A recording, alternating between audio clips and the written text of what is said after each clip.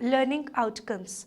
After studying this module, you shall be able to know about the significance of drug-related crimes, demarcation between drug-induced crimes and related crimes, the types of drugs related with crimes and their psychology.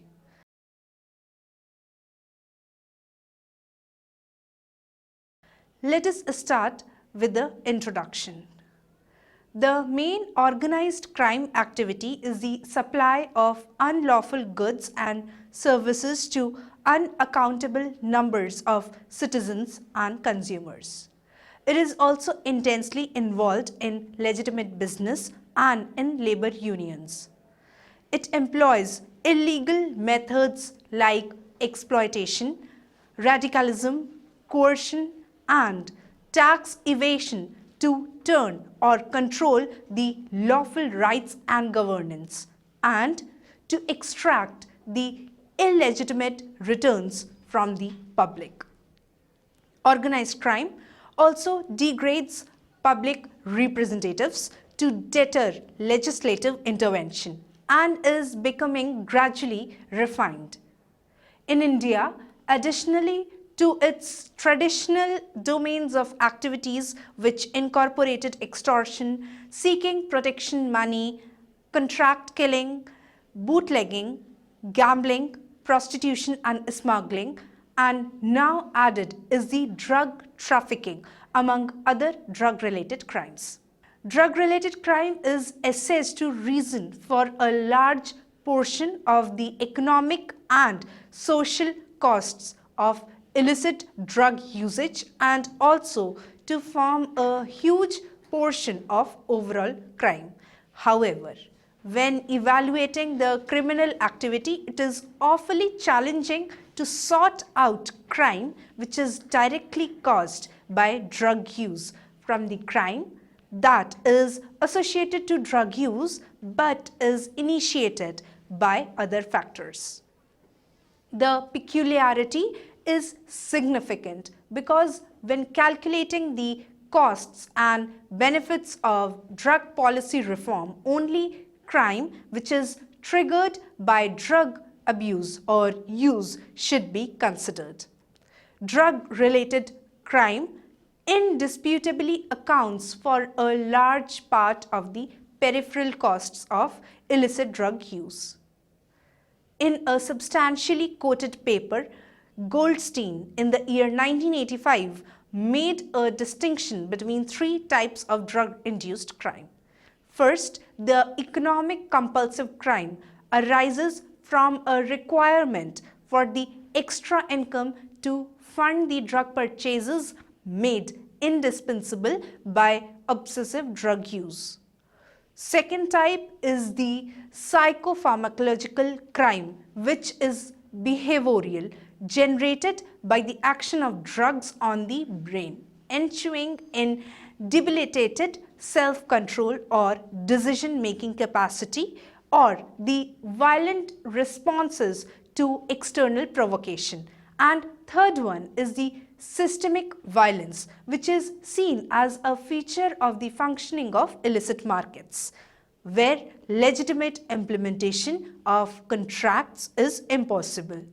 The economic compulsive crime may recount to any form of strongly desired consumption, not only prohibited drugs.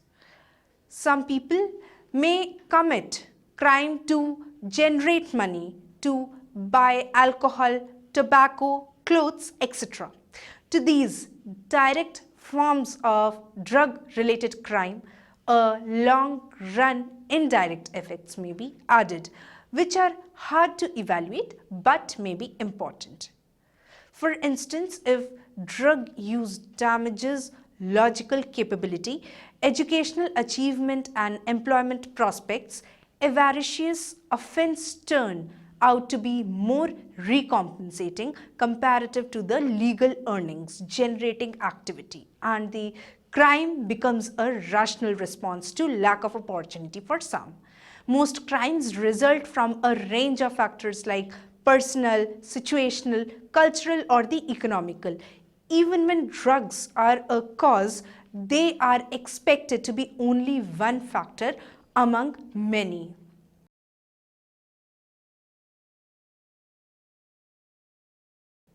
Next is economic compulsive drug-related crimes. Dependency on an expensive substance or drug can lead users to involve in criminal acts to obtain the money they use to fund their drug habit.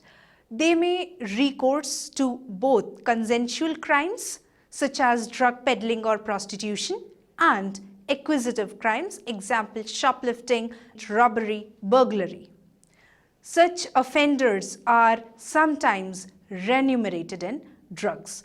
This class of drug-related crime also contains the counterfeiting of prescriptions and the burglarizing of drugstores by drug users, both of which provide medicine that can be used as substitutes for illicit products.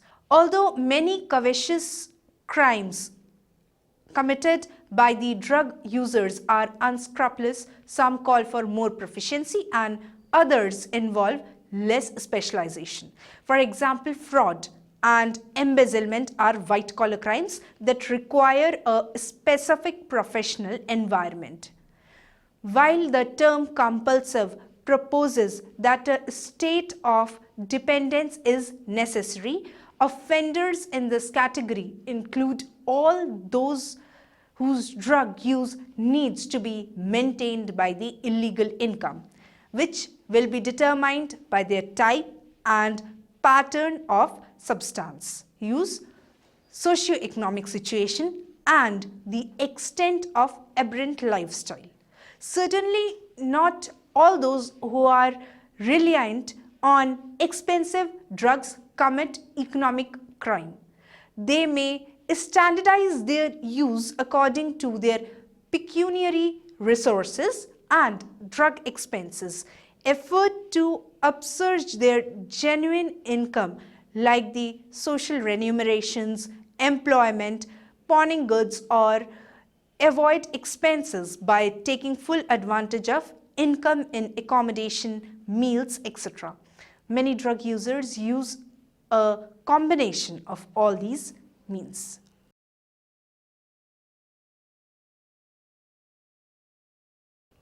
Next is the psychopharmacological crimes. According to the psychopharmacological prototype of drug-related crimes, the acute or chronic use of psychoactive substances may result in aggression and violence. The effects of such drugs include impulsiveness, irritability, fear of paranoia, disinhibition, severe mood swings, perceptive alterations, and impaired judgment, any of which may lead to immoral conduct. It is also imperative to include in this category the crimes prompted by the victim's personal drug use. Such crimes are less noticeable because countless goes unreported. Thus, psychopharmacological crimes should also consist of crimes such as sexual assault committed while the victim is under the effect of alcohol or other psychoactive substances, but also the burglary or assault that is made imaginable because of the victim's helplessness and fights started under the influence of drugs. Much of the prevailing study supports the view that there is a strong association between alcohol intoxication and the psychopharmacologically induced crime, especially violence. Following a long way behind alcohol in this regard are the stimulants like cocaine and amphetamines. The use of opiates and cannabis is generally considered to be implausible to lead to psychopharmacologically induced crimes and may even contribute to reducing it in some individuals, as these drugs and tranquilizers have a tendency to reduce the violent impulses and aggressions. However, irritability associated with the withdrawal symptom as well as the related psychological health complications may be linked to increased violence. While the pharmacology of most illegal drugs is well known, the detailed mechanisms through which they promote violent behaviors are not completely understood. Although some substances, usually the stimulants, are recognized to produce psychotic events of behavior and may well aggravate the existing behavioral problems. That supposed no psychoactive substance can be said to have the universal criminogenic properties, and both the individual and environmental factors can influence the use of psychoactive substances impacting upon the behavior.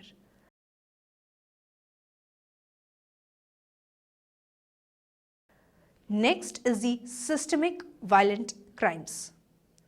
The systemic criminality talks about mainly two violent acts such as assaults, homicides committed within the functioning of illicit drug markets or as part of the business of drug supply, distribution and use. Violence as an approach of control is used in various situations including the territorial disputes, punishment for frauds, debt collection and clashes with the police. In drug production and transportation, the countries where the rule of law is challenged, systemic crimes may also comprehend. For example, corruption of businesses, governments, and banking systems or crimes against humanity by drug traffickers. Systemic violence is associated to prohibition as it stems mainly from the illicit nature of a market regarded as by the huge profits and whose participants cannot resort to typical business law. There is no inherent link with drug use, and it is less clear in common whether drug trafficking or drug use leads to systemic crime or the contrary, or even whether they are just part of the identical overall lifestyle. However, the generality of violence in drug markets may increase the probability of drug users becoming offenders and victims of violent crimes. Some reviewers have contended that a large portion of the drug-related crime, specifically the violent crime, is the outcome of market forces. Nevertheless, it is more to be expected that systemic criminality follows a recurring sequence, responding to modifications in the dynamics of explicit drug markets such as the changes in drug demand and drug supply, in cost effectiveness and in community standards related to acceptance or rejection of the violent behaviors.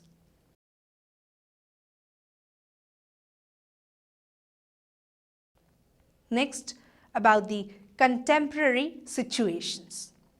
Drugs are interrelated to crimes in various ways. Most directly, it is a crime to use, possess, manufacture and dispense drugs categorized as having a potential for abuse such as cocaine, heroin, marijuana and amphetamines. Drugs are also linked to crime through the effect that they have on the user's behavior and by generating the violence and other unlawful activities in connection with the drug trafficking. Drugs and crime relationship can be differentiated into certain types, what we will discuss here.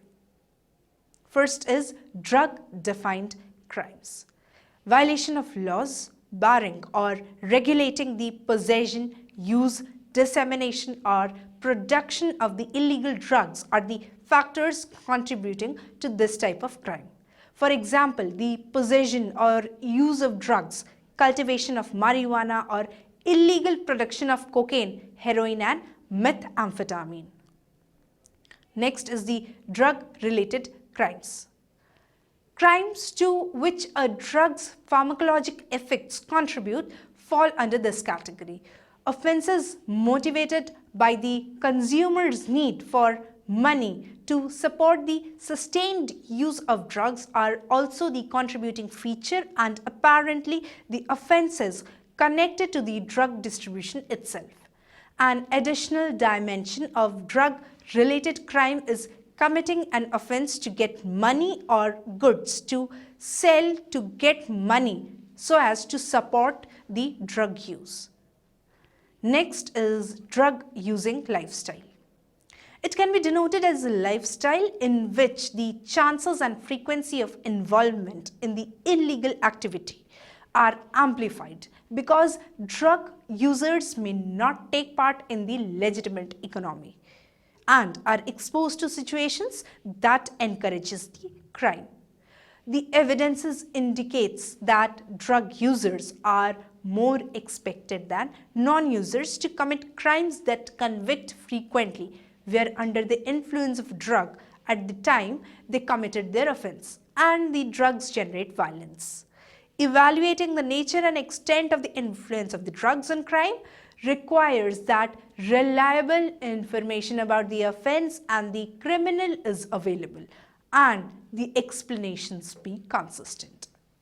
India has an oppressive anti-drug law, the Narcotics, Drugs and Psychotropic Substances Act of 1985, which provides a minimum punishment of 10 years for offences under this act. The conviction rate in drug offences is rather low.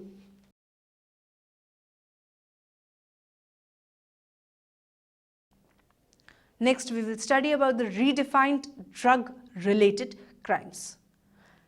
Trafficking in illicit drugs have a tendency to be associated with the commission of violent crimes. Reasons for the association between drug trafficking and violence includes rivalry for drug markets and customers, disagreements and frauds among individuals involved in the illegal drug market, and the tendency towards violence of individuals who contribute in drug trafficking. In addition, the locations in which the street drug markets proliferate tend to be deprived economically and socially. Legal and social controls against the violence in such areas tend to be ineffective. The proliferation of lethal weapons in recent years has also made drug violence more deadly. Although the number of drug-related homicides has been decreasing in recent years, drugs still remain one of the main causes leading to the total number of all homicides.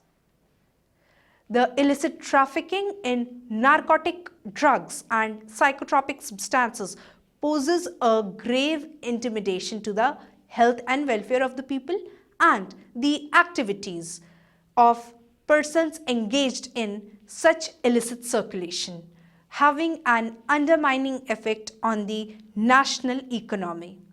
It is imaginably the most severe organized crime affecting the country and is actually transnational in character.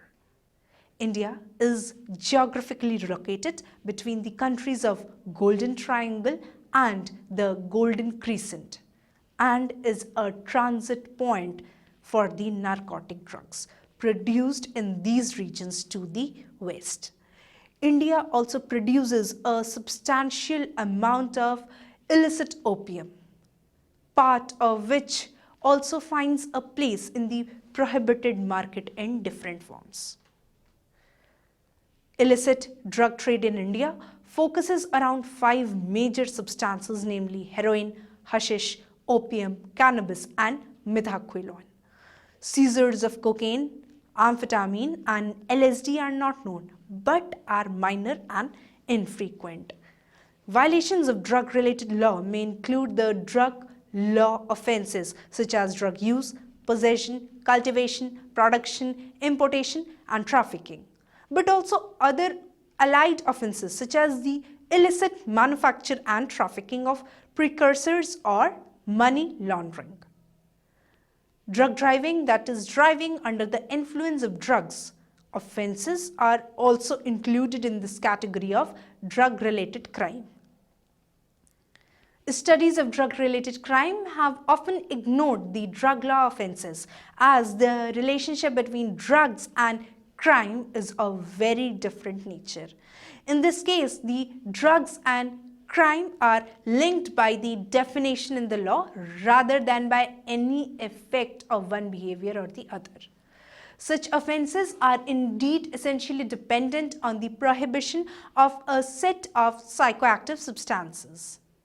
However, it is important to consider the illicit status of these drugs, as it is a factor in drug market violence and may exacerbate economically motivated offending by increasing the drug prices. In addition, drug law offences account for a substantial share of the law enforcement and the criminal justice system activities and resources. Drug use may also have an indirect impact on the crimes other than the drug law offences. Indeed, from an economic perspective, which views crime as a reaction to prices and incentives, may increase in the proportion of available resources allocated to the enforcement of drug laws, would reduce the resources allocated to other crimes. This would make such crimes relatively less costly through reduced probability of arrest and shortened incarceration, and therefore may increase their incidence.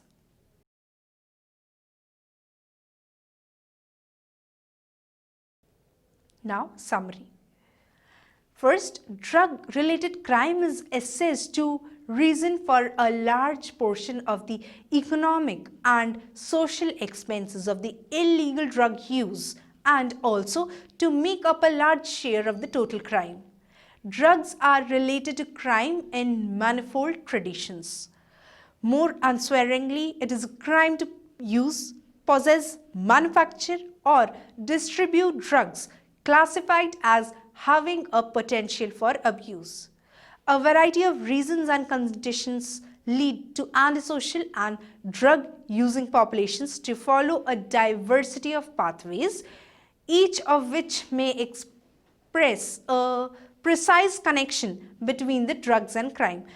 Reactions to challenge the drug-related crime, therefore, needs to be multifaceted, differentiated, and targeted.